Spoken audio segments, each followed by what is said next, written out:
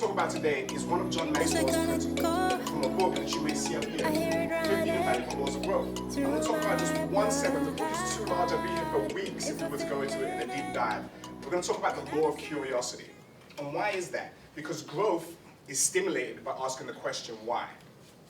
And as you know, when you're little, like Raj's little prince back there, why is what comes out your mouth. Why this? Why that? Why do I have to get up? Why do I have to go? Who are these people? You ask all these questions. And what do we say as parents and adults at a certain point in our life?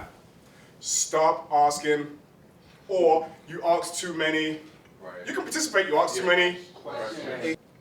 If your industry, your organization, if your business is not changing with the world, you'll soon become extremely obsolete.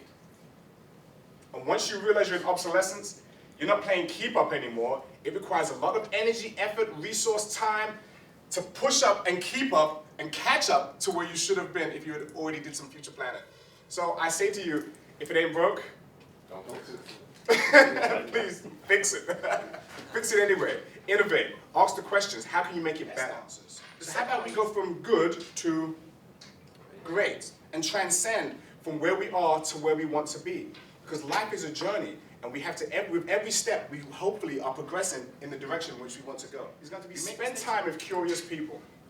What does that mean? There is strength in numbers. There is a certain level of genius that occurs in a mastermind setting.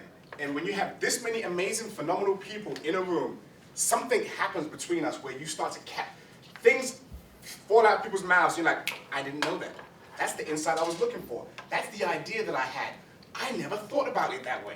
That's an interesting question. And what happens is your reality is changing, your exposure is increasing, your knowledge is gained that way.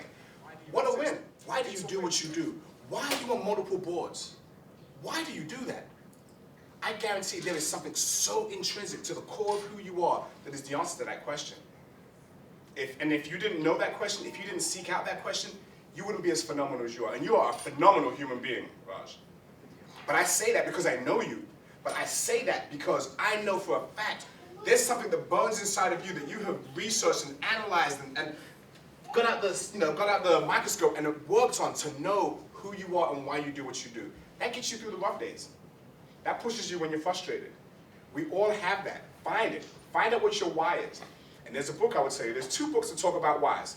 One of them, of course, is the 15 Invaluable Laws of Growth, and another one is Start With Why. Now, before I teach you this method, it's important that you understand how habits are conditioned. Now, how many days does it take to form a habit? 90 days. 21. 90 days, 21 days. Point, it takes some time. So, with this technique that I'm going to teach you, you have to program it in. You have to do it for the next 21 days or 90 days, and you're going to see massive change. Now, this is how the unconscious mind works. Let's say, for instance, I asked you to tie your shoes.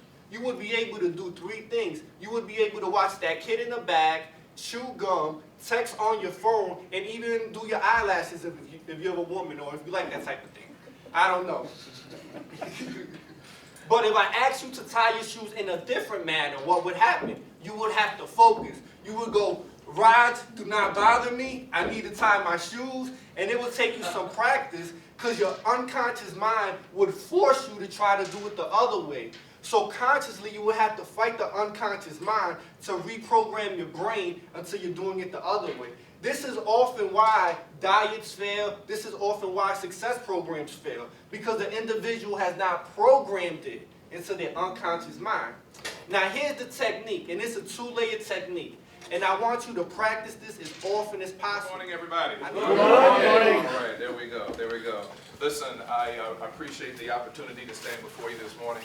I just want to share something with you very quick, something that's worked very, very well in my life, and I share it with wide audiences as I speak before corporations, government agencies, churches, because I am a pastor, and also the nonprofits that I work with, because I recently retired from the federal government after 34 years of service. And my last position was Chief of Staff, Department of Defense over at Fort Meade. And so I want to share 3 things with you this morning that have worked phenomenally for me. And I do believe that it'll work for you as well. So the first P here is the word passion. Everybody say passion. So I've always taught my sons, in order to be phenomenal husbands and phenomenal dads, just watch your dad as he brings passion to everything that he does.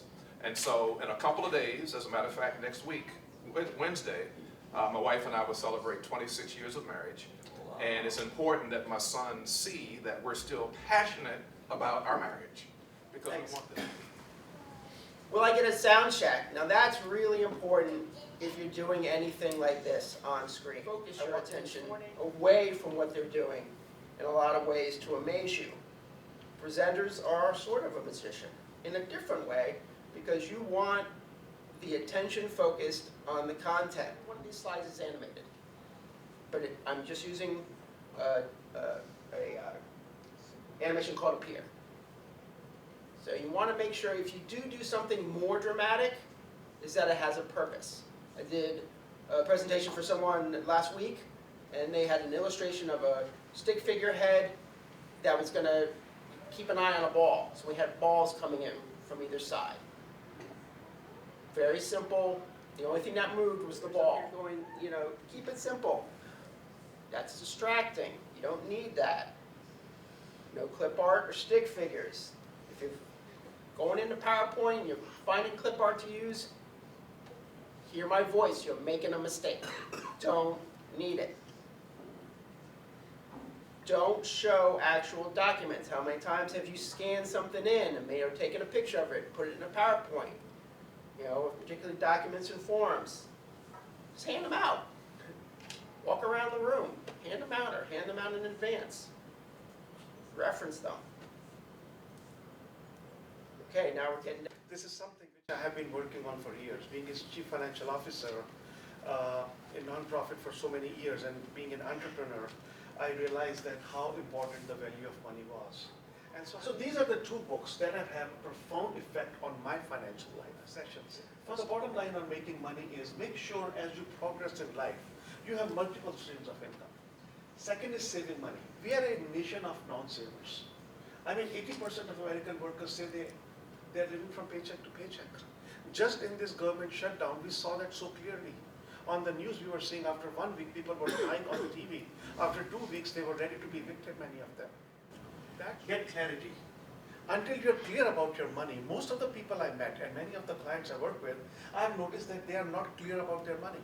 Even in businesses, when I go and ask specifically small businesses, I ask, so what is your bottom line?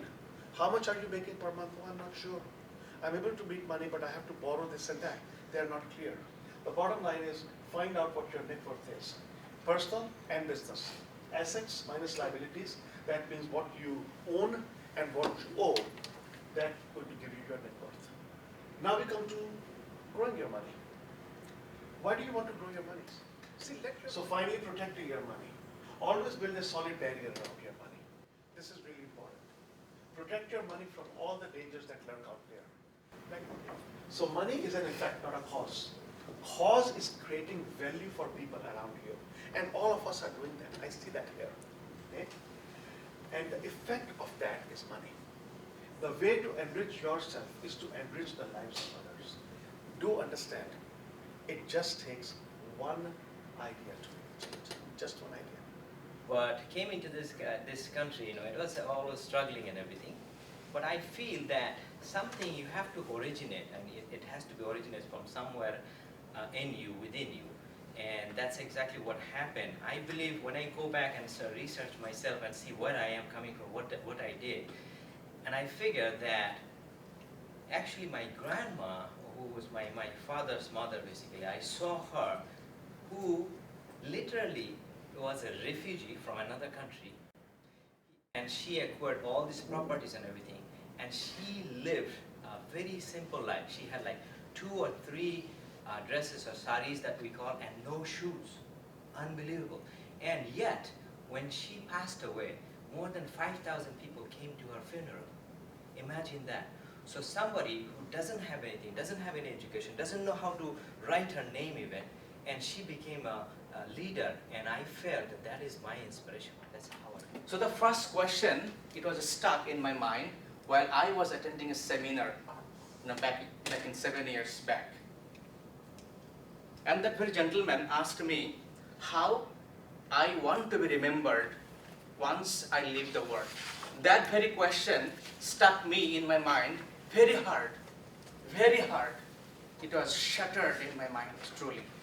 And the next 6 years, I was trying to look the answer, and I found my slate was completely empty.